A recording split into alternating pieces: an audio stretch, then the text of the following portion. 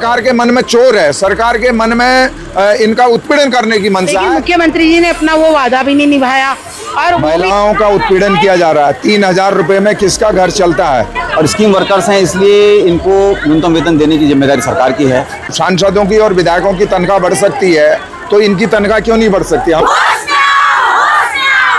महिला कामगारों का शोषण बंद करो, महिला कामगारों का शोषण नहीं चलेगा। पूरा जून का महीना हमारे पास है।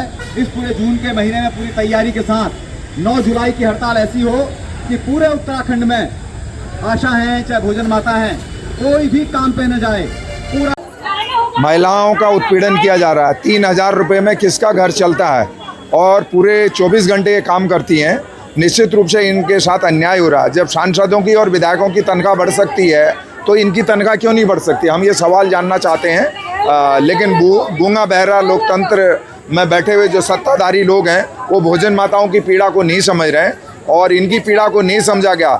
इनको कम से कम 35,000 रुपये तनख्वाह मिलनी चाहिए। मेरा तो ये कहना है, इनका काम लकड़ी, चूल्हा, गैस जो भी है, जिस विपरीत परिस्थितियों में ये बच्चों को खाना खिलाती है, नाम भोजन माता है और भोजन माता का सबसे ज़्यादा उत्पीड़न हो रहा है। तो ये देवभूमि है और महिलाओं का अपमान कतई बर्दाश्त नहीं किया जाएगा। इसके लिए एक लंबी लड़ाई लड़नी पड़ेगी और निश्चित रूप से इनके ऊपर ये कोई ऐसा विषय नहीं है, ये मूल अधिकारों से संबंधित विषय है। आपने नाम भोजन माता रखा लेकिन शोषण भोजन माताओं का कर रही है सरकार। तो मैं ये कहना चाहता हूँ कि भोजन माता, आशा वर्कर जो भी हैं, इनका शोषण नहीं होना चाहिए। इनका जो न्यूनतम मानदेय है कम से कम 35,000 रुपये होना चाहिए और इसको सरकार नहीं कर सकती है तो इसका मतलब सरकार कहती कुछ है और करती कुछ है। सरकार के मन में चोर है, सरकार के मन में इनका उत्पीड़न करने की मंशा है, इनको न्याय देने की मंशा नहीं है। और सारे जनप्रतिनिधि, चाहे वो सांसद हैं चाहे वो विधायक हैं, जो भी जिस इनके आका हैं, जो हमने वहाँ सत्ता देहरादून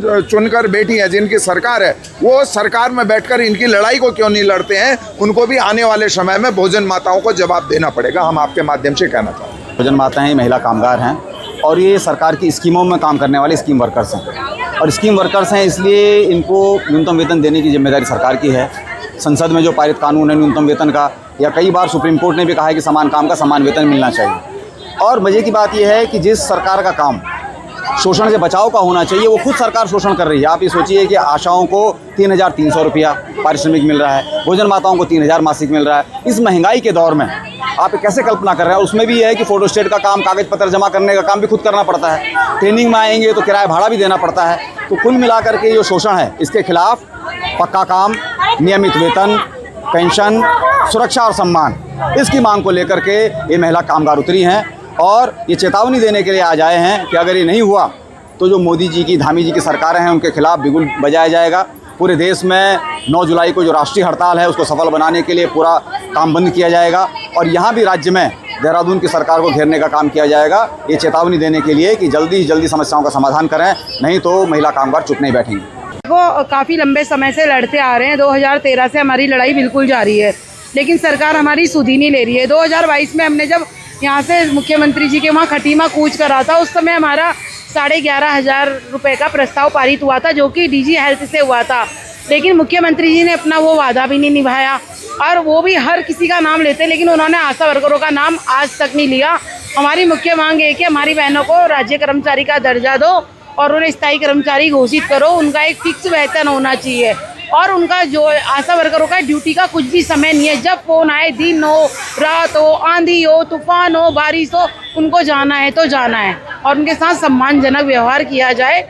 जितनी बहनों के मेरी काम करते करते यहाँ तक कि इतने बुरे हाल है, कितनों के घुटने घिस गए हैं, उनको रिटायरमेंट सुविधा दी जाए, एक मुश्त धनराशि दी जाए और पेंशन योजना दी जाए।